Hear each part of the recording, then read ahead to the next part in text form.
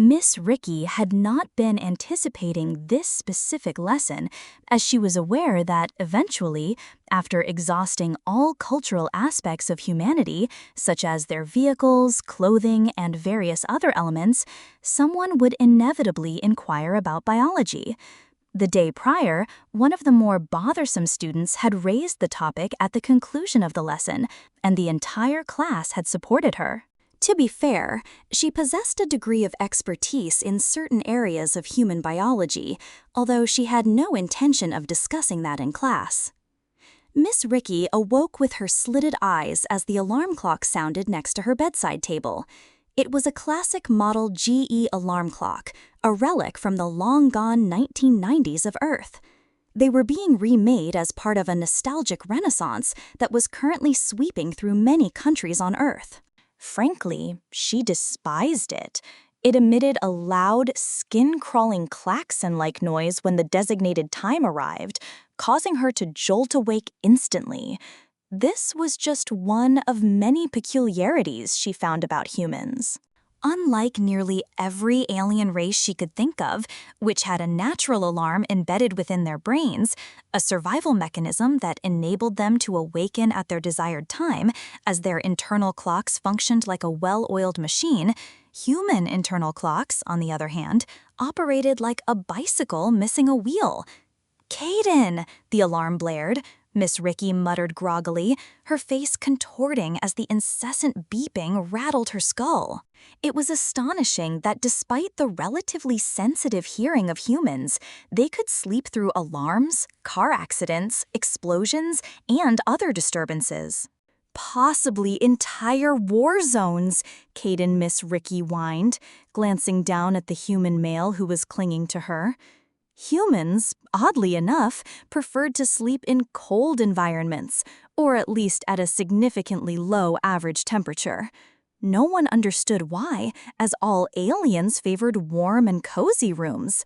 Yet humans would willingly lower the temperature of a room to nearly 62 degrees Fahrenheit and then snuggle under a blanket. Caden was no exception. Even now, he clung to her as if attempting to grapple her into submission, one muscled leg draped over her thighs and an arm encircling her ribcage. Miss Ricky, being Isra, required heat to maintain her warmth and often felt quite chilled on space stations, which were seldom warm enough. Caden could not sleep in a warm room, so they opted for a thick comforter, something humans referred to as a duvet. Miss Ricky could remain quite warm beneath the blanket, but Caden acted as her personal space heater.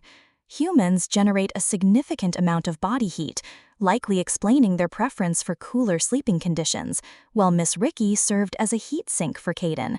This resulted in their typical mornings of tangled limbs, along with Miss Ricky having to pry away Caden's rather flirtatious hands.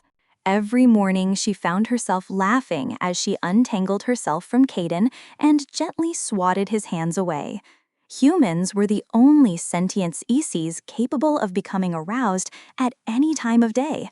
Nearly everyone else in the Confederation needed to be fully awake, fed, hydrated, and active for at least 3 to 4 hours before any amorous inclinations could arise.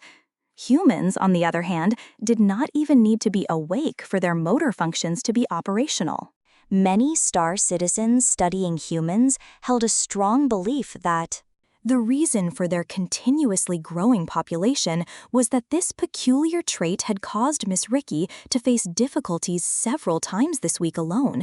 She found herself speed-walking to class after needing to refresh and prepare herself before facing her students.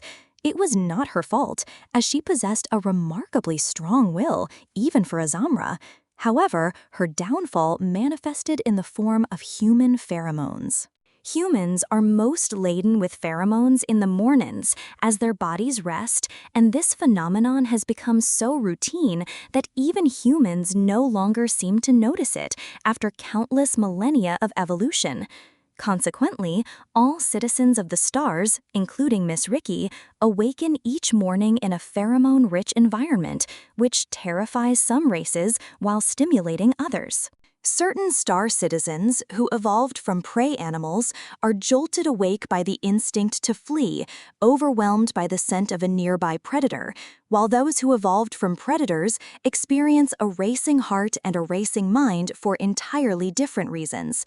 It typically takes nearly 5 months for a star citizen to adjust to a human mate, however. Male star citizens who associate closely with female humans often find their mornings particularly uncomfortable. A code has even emerged from these situations, as male star citizens will call into work to say, "An extra 5 will do," to inform their supervisors that they require additional time to settle down. Caden was no exception, and may have even been slightly worse off, as he reached over to silence the alarm.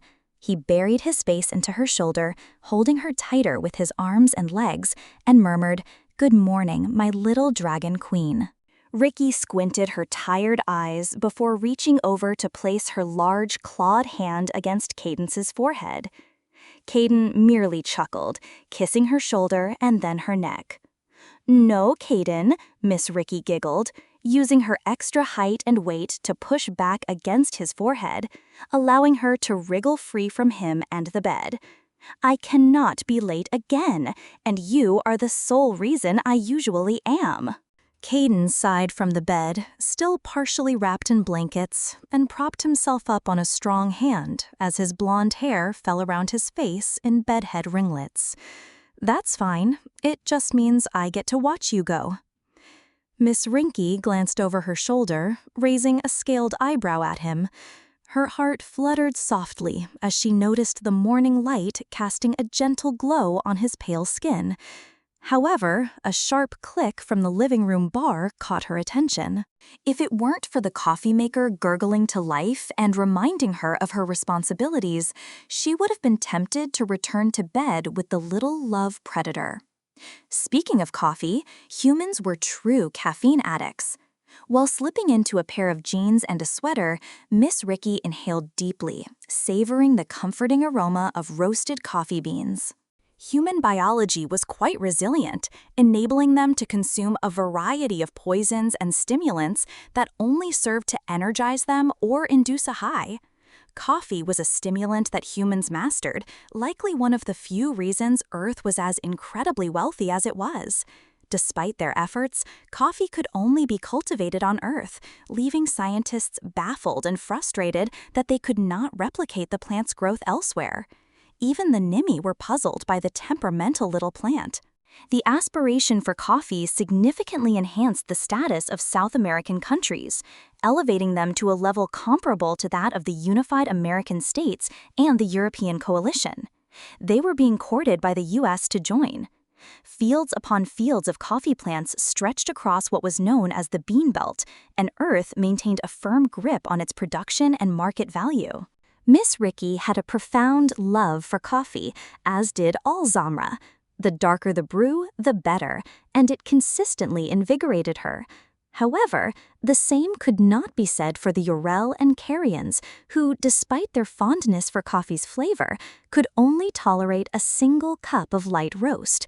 They were prone to experiencing jitters quite easily, which simply meant they received more value from a single cup compared to the Zamra. If a Yal or Carleen consumed too much coffee, they faced severe intestinal distress, which could sometimes lead to death. As Miss Ricky took a sip from her coffee-filled canister, she felt Caden's strong arms gradually encircle her waist, resting on her wide hips. While donning a sweater, Caden murmured something, prompting Miss Ricky to snort and swat at his hands. "No stars above. How are you this lively without even being fully awake?" She retrieved a long stirring spoon, reaching past her side to jab Caden in his toned stomach. "Back, beast, back to the dungeon from whence you came." The irony of the situation was not lost on Caden, nor on her, as they both chuckled and laughed. Miss Ricky continued to jab Caden with the long spoon, playfully directing him toward the bathroom so he would shower. She managed to escape the lair that was her hab unit with ample time to spare. After fending off Caden, she arrived at her classroom well ahead of schedule. Students began preparing for the day's course, and she had to employ some creativity, anticipating the types of questions those little rascals would pose. She steeled herself as she was halfway through her cantinas when the first students arrived. As usual, it was the yellow Urel, Ramira, and the black yawl, Tinley. "Good morning, Miss Ricky," they greeted, nodding at her with a gentle wave of their fronds. Tinley smiled, saying, "You're in for a tough one today, Teach. I wouldn't be surprised if you end up brain zapping a few people within the first hour." The entire class had been gathered in the cantina for hours after class, brainstorming questions to ask you, Ramira remarked, rolling her eyes as she lifted her own cantina filled with a carrot juice blend. "Oh, I hope you weren't expecting to have a pleasant day," Miss Ricky sighed, tilting her head and exhaling with coffee-warmed breath. "Oh, how delightful. You two, please take a seat. I'm sure they'll all arrive simultaneously, chattering away like songbirds." "My sister told me about the birds," Ramira pondered, fluffing her butter-yellow head fur before taking a seat near the front. "Is it true they sing with the sunrise? Fran always claims they do." "All birds make noise at sunrise," Rear Tyndall commented as he sat beside her. Rear chuckled, saying, "Our birds just scream. Earth birds sing. Why can't we talk about enjoyable topics like that today? I have an entire—" Miss Ricky started, but she sighed as the two Urel exchanged knowing glances. They would certainly cause a riot, wouldn't they? "Mm-hmm." The two Urel hummed in unison, and Miss Ricky merely shook her head. She had just completed the commands for her slides when the rest of the class arrived, and a palpable tension filled the air. As they all sat down quietly for the first time since she had taught the class. "Oh, you are keen, aren't you?" Miss Ricky drawled dryly, standing up from her desk and smoothing down her jeans. She preferred jeans, and these were quite advanced, made with a material called spandex. "I bet you've been looking forward to this for months, haven't you?" The only response she received was the widening smiles from her students, except for the masked Jin, who simply gave her a cheerful thumbs up with one of their forearms. "Splendid, Miss Ricky," he growled to herself, then tapped the pad of her finger against the thick muscle of her thumb. The large display came alive, showcasing an image of human men and women of various skin colors playing volleyball. The cheer that erupted from the students was deafening, and everyone except Tyndall and Romero felt a spike of pain as Miss Ricky focused her will upon her students. The two Urel had anticipated this and wisely kept their mouths shut. "That is more than enough, thank you.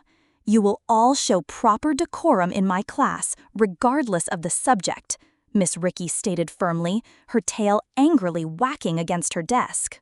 Collectively, the class held a hand or claw to their heads, murmuring angrily to those seated beside them as Miss Ricky took her place in front of them all. "So, all of you want to know the biology of humans? I intend to teach you about it in a highly professional manner, so I expect professional questions from you as well," Miss Ricky began, then gestured towards the screen. "Humans, as stated before, evolved from a predator race. This, in turn, has given them a muscular build familiar to other predators, such as the Zamra Ural and Carlin humans need movement and exercise to maintain their health. Without it, they risk gaining weight and losing their physical condition." Miss Ricky tapped her thumb again, advancing to the next slide, which displayed a pair of significantly overweight humans waddling along a park walkway. Like all races, they are susceptible to weight gain if they consume excessive calories without expending them. Similarly, they exhibit a variety of body types, ranging from short to exceptionally tall. Miss Ricky tapped to the next slide, revealing a group of humans of various sizes. They can be as naturally short as 4'6" to over 7 feet tall in UAS units. They may be taller or shorter, but this is often associated with specific diseases. A powder blue female Yorel raised a PW hand, prompting Miss Ricky to lift her scaled brow ridges in acknowledgement. The Yorel leaned in towards her classmates, nodding as they conversed, before lowering her hand. "What is the human miasma?" Of course, Miss Ricky whispered to herself, but she exhaled slowly, regaining her teacher's composure. "That is a pheromone released by humans during sleep. Humans themselves are not significantly affected by it, or at least not to the same extent as other races within the Confederation. This pheromone elicits various reactions depending on the legacy of the race. Prey races tend to react with fear upon detecting this pheromone, which has been likened to a musk. The Po Jin and Nimi have exhibited the most severe reactions to this pheromone, often waking in a state of blind panic and fleeing the room where the pheromone is present, subsequently hiding. The pheromone overrides their logical reasoning, evoking a more primal instinct from their minds, and it requires time to adjust to the presence of a human. Miss Ricky tapped. Her fingers glided along her hand, conjuring an image of a human dozing in a hammock. That being said, the pheromone has been detected even when individuals are merely asleep, and naps have led to considerable chaos aboard ships. "What does it do to you, know-not prey races?" the powder blue Yorel remarked quietly, tapping the tips of her claws together out of curiosity. Miss Ricky contemplated delivering another jolt to the Yule's brain, but ultimately dismissed the idea and maintained her professional demeanor. For non-Cray races, it has been characterized as invigorating. She had to take several deep breaths herself as her mind recalled similar sensations, causing her skin to tingle lightly. It can elevate the heart rate, accelerate blood flow within the veins, and awaken the brain so swiftly that it has been known to rouse a starsterson from a deep slumber. It induces a fluttering sensation in the stomach and can provoke sweating of the skin, if possible, along with an unusual arousal that can invigorate those who hail from predator backgrounds, making them feel alive in a manner they have never experienced before. An audible intake of air was heard as those of such a legacy inhaled excitedly, while a tremor of anxious fear resonated among those with a prey legacy. "Oh, good grief," Miss Ricky mused to herself before returning to her slides on humans. In any case, humans are remarkably well-muscled, provided they take even minimal care of themselves. Due to their lack of fur, scales, or similar features, their strength is prominently displayed in various forms of their physique.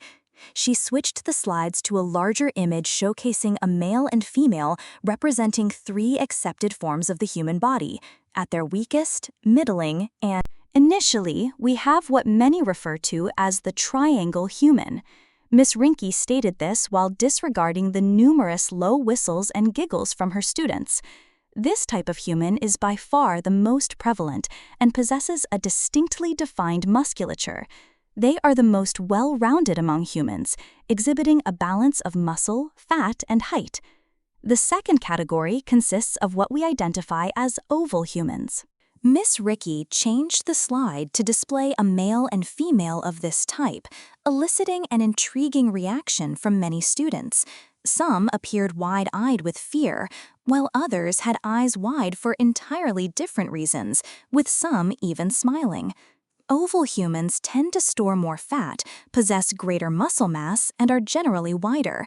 These individuals are quite common and are typically found in environments where lifting is a daily necessity. Ovals and triangles are in a perpetual conflict with one another, often likened to tribalistic disputes over who is genuinely the strongest or who possesses better looks, among other things. They are generally the slowest of humans, excelling in sprinting but struggling in longer distances due to their weight. Next, we have the rectangle humans, Miss Ricky stated as she changed the slide once more. "While they may appear quite friendly," a male student remarked, having taken notes throughout the presentation. Miss Ricky smiled. "Rectangle humans are athletic, perhaps even more so than triangle humans, and they face challenges in building muscle or fat due to their bodily functions. They are lean, quick, and agile, dominating many sports that do not require significant strength. human muscle is incredibly dense, composed of tightly woven strands of corded muscle.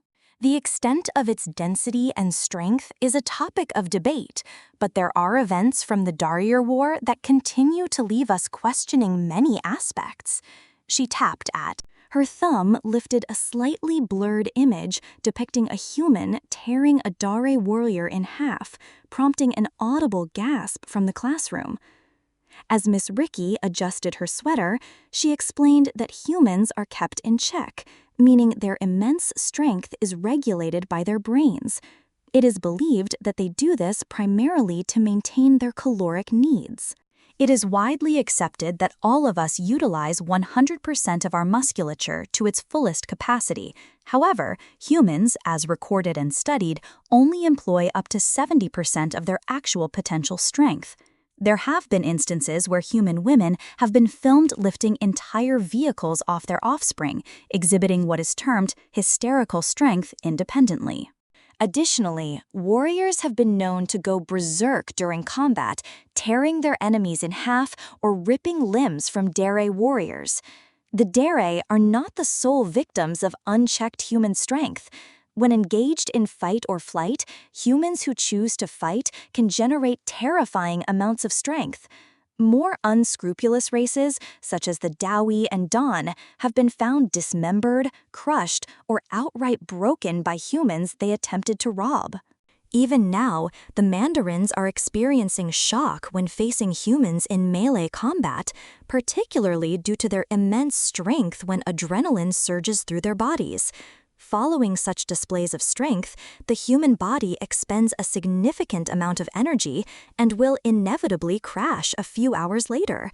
Human warriors have been discovered asleep on the battlefield after pushing themselves to their limits, promptly passing out.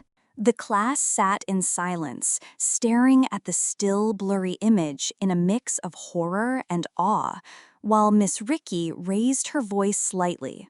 Transitioning to a new slide with a lighter perspective, one commonality among all humans is their capacity to produce a significant amount of body heat. Their bodies operate at such high temperatures that most bacteria and viruses are effectively eradicated, leaving only the localized microbes of Earth with any opportunity to invade. This phenomenon also explains why many individuals require regular vaccinations and why the opticians must consume nanoscrubbers to prevent their bodies from succumbing to earthly pathogens. Is this the reason we are frequently administered medications? Jen inquired, her voice trembling as she raised both hands above her mask, which was designed to resemble an earthen wolf. She needed to regain her composure after the earlier revelation. I feel as though I have received more vaccinations on this station than throughout my entire life. Miss Ricky acknowledged her concern, stating, "It is a necessity, I regret to inform you. Humans are remarkably resilient when it comes to infections, having cultivated some of the most formidable microbes to ever traverse the cosmos. Our firm understanding of medical science is the sole reason humans have not unleashed numerous plagues upon other planets. We came perilously close on a few occasions, particularly following the smallpox outbreak on Station Palpable, but fortunately, the death toll remained low due to the diligent efforts of the medical staff on the station. Many believe that humans maintain elevated body temperatures to eliminate any intruders and continue to stay warm to avoid illness." Miss Ricky tapped her thumb muscle as her students exchanged murmurs, displaying an image of a human woman resting in her bed. As previously mentioned, humans tend to emit pheromones during sleep, but their sleep patterns are not solely limited to that. During the night, similar to many of us, cars and individuals rest during the day on their home planet. As we are all aware, humans tend to run warm throughout the day, and even with adequate caloric intake, they may feel the necessity to take what they refer to as cat naps, a brief period of sleep to rejuvenate their bodies and refresh their minds. Interestingly, no other species possesses this ability. Even we Zamra, when we sleep, do so without interruption until we have completed an entire sleep cycle. In fact, the only beings known to be capable of napping are those residing on Earth. A small rodent-like creature from Yulon cannot nap in the same manner as its Earth counterpart and will remain awake until it has the opportunity to sleep. It is further theorized that this ability is a crucial factor contributing to human superiority on the battlefield. When fatigued, they can take a quick nap and be back on their feet within hours, while the Dimir must complete full sleep cycles and often attempt to force themselves to stay awake to counteract the humans, who they know are resting and preparing to launch an attack. This resulted in the Dimir being worn out by the time the humans engaged them, unable to nap, and instead struggling to stave off their already prolonged sleep cycle. Are you suggesting that their superpower is microsleeping? A male opticon inquired, tilting his brown feathered head in confusion. What is a nap? You can discover that if you consume some human pheromones, Miss Ricky replied with a wink, prompting the class to erupt in laughter. Gafas, a female car, giggled and then extended her hands, palms up. You cannot be serious, Miss Ricky. I am quite serious, Miss Ricky stated with a smile. The only instances in which other races have been able to experience a nap is when they are in proximity to other napping humans, of course. Combat all the other emotions that may emerge. However, if they master themselves, they can undergo a brief sleep cycle or a human nap. If they enjoy sleeping so much, why do they consume so many stimulants? The female Karen inquired, resting her lizard-like head on her clawed hands. Miss Ricky tapped her palm until an image of a human drinking coffee appeared on the screen, and only she recognized it was Caden.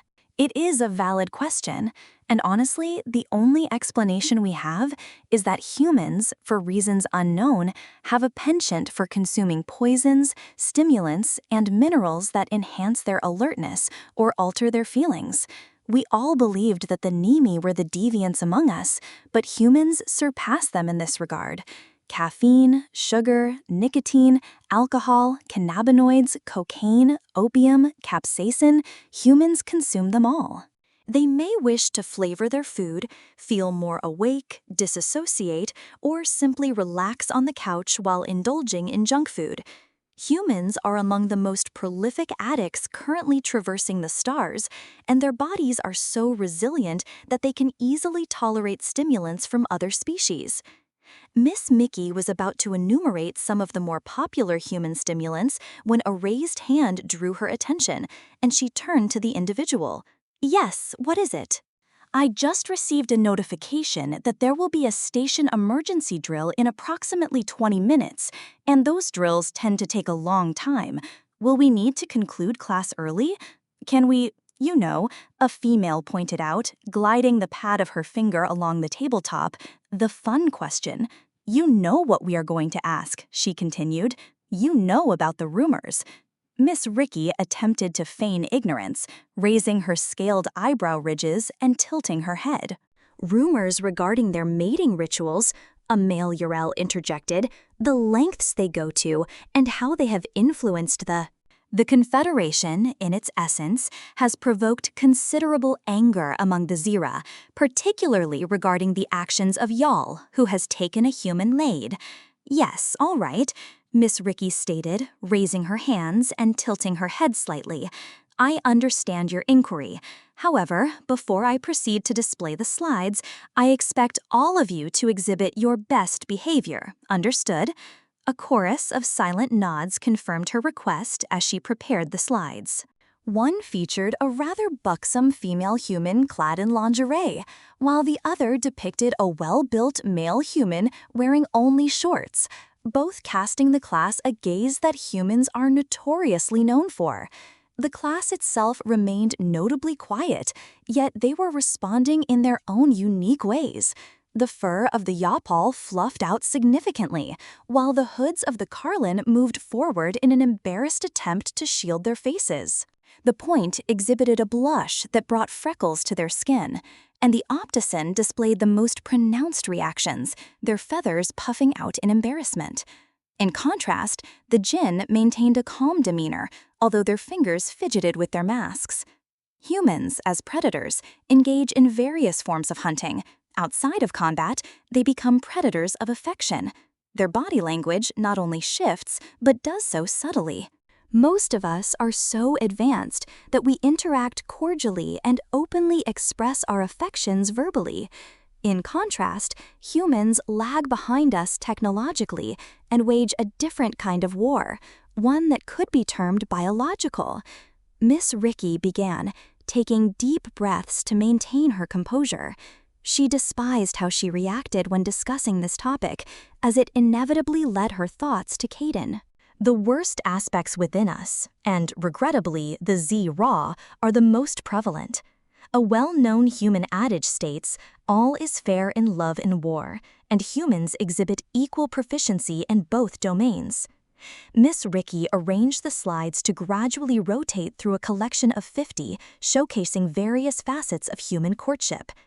It could be argued that humans operate on a biological level, exploiting natural responses to touch, taste, sight, and even sound. The Zamra fell victim to the nuances of touch and body language, which provoked the ire of Zamra leadership for reasons already established. Additionally, there is a new concern regarding male and female Zamra clandestinely making their way to Earth, although that is not the focus of this lesson. The most apparent form of communication is sight. Humans engage in emotional combat primarily through body language. They will squint their eyes, smile, grin, and exhibit a profound control over their eyelids and eyebrows.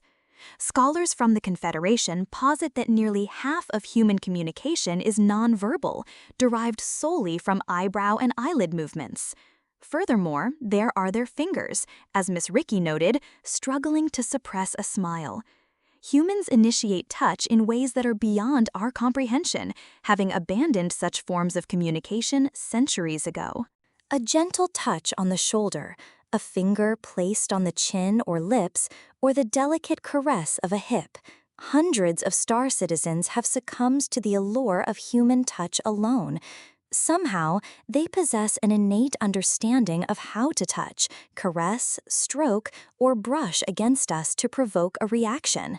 The origins of this knowledge remain uncertain, but it seems to be instinctual, as if they perceive us at a primal level and comprehend how to elicit the desired response. Some scholars contend that human flesh is biologically weaponized given the unique properties of human skin.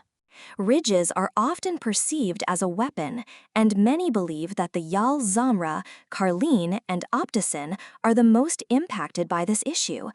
It has become such a concern that humans are prohibited from interacting with these races in certain stations, as there is a genuine fear that they might inadvertently charm a star citizen without any intention. Even firm handshakes and eye contact have captivated some officials, leaving them in a state of confusion and causing them to become more lenient in negotiations. Furthermore, humans tend to engage in psychological warfare for affection. They will present you with small gifts that hold significance for you, and they will embrace you, which is a form of intimacy where a human encircles you with their arms and typically clasps their hands. Miss Rinky remarked, pointing to the display, that these interactions are perilous for multiple reasons. Firstly, once a human has you in their embrace, escaping becomes exceedingly challenging.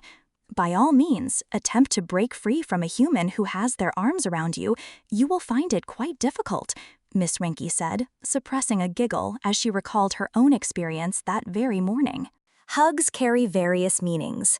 A simple hug from the front at a diagonal angle is how friends typically greet one another. However, if the hug shifts to a horizontal position, either around the waist or neck, it indicates that the human has deeper feelings for you and has likely identified you as a target. A side hug is also a friendly gesture, provided it is around the shoulders. But if that hug descends southward, you are also marked. The most perilous hug is one from behind, as regardless of where those arms may go, it signifies a display of more primal or profound affection, and such embraces are usually reserved for those whom they regard as a mate in some capacity. As her students were all furiously taking notes, she continued to speak. Please note that these hugs function similarly for humans. When you embrace a human around the neck or waist from the front, you are indicating that you perceive them as a potential mate, and they will reciprocate if they are interested. This situation can become quite awkward if they are not interested, as humans are adept at expressing their disinterest in a considerate manner. The most perilous type of hug is one from behind. If you hug a human from behind without having established a sufficient level of trust and affection, it is akin to hugging a bear from behind. You run a significant risk of being harmed as a result. What about the matter concerning lips? Jen interjected, waving all 4 of her hands in the air. The kissing aspect, the thing they demonstrated to the Nikki? Ah, yes, Miss Rinky responded, allowing a smile to spread across her face. It was indeed a challenging memory to forget. Caden instructing her on the art of kissing had proven to be an enlightening experience. This is a phenomenon unique to humans, although it could also be regarded as a NIMI practice. After receiving guidance from human smugglers, Yorel may nuzzle their cheeks together, and their foreheads may touch as a sign of affection towards their loved ones. However, humans engage in kissing. A slide appeared, displaying a male and female human sharing a kiss, and Miss Ricky pointed to it. Kissing involves pressing the lips against a part of the body and is considered the 3rd human language. A kiss on the cheek signifies friendship, while a kiss on the forehead conveys care. The rest of the body has an entire manual of meanings associated with kissing. Miss Ricky indicated her own lips, stating that a kiss here signifies one thing and one thing only: a human is fond of you. You must be. Exercise caution when interacting with humans, as their lips, much like their fingers, are regarded as a biological weapon.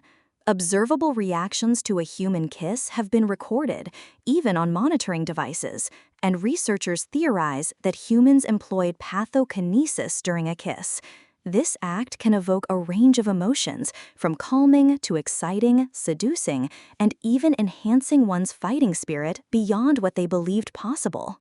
The most prevalent type of kiss is a loving kiss, which serves as a means for humans to express their affection. Contrary to what one might assume, there exists a timer, a male exclaimed, his expression one of disbelief. This is an entirely different language, and there is a timer. Miss Ricky chuckled. Indeed, a timer. A quick kiss, as it is referred to, carries no deeper implications. It is merely a straightforward gesture. However, if one lingers for more than a second, they begin to unlock various pathways as human pathokinesis starts to manifest. Should either party linger, they will typically turn their head to the left or right, akin to manipulating a key, and their lips will then merge. At this juncture, they are navigating past locks and may be considered to be in a state of combat. If either party disengages at this point, it may be interpreted as flirtatious or teasing. Conversely, if the lips remain together, humans will rotate their heads again, surpassing the 3rd lock. They may embrace, encircle you with their arms, and at times, even introduce their tongue into your mouth. Ew, a male objected, visibly repulsed. Don't dismiss it without trying, Miss Ricky mused internally. Yet she proceeded with an air of authority, indicating that they were now in the initial stages of a coupling. Should either individual withdraw, the human will.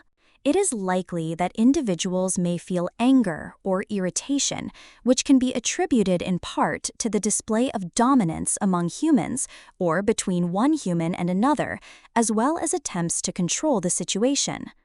I assure you, I am not jesting when I state that human bonding and coupling resemble a form of combat to them, characterized by dominance, submissiveness, and a system of tally-keeping. Furthermore, It is plausible that they may also experience anger due to the situation being somewhat of a buzzkill, Tintle remarked, having rested her chin on her arms throughout the discussion while observing Miss Ricky with keen interest. You prepare the engines only to find them fueled for naught. Even ships despise that.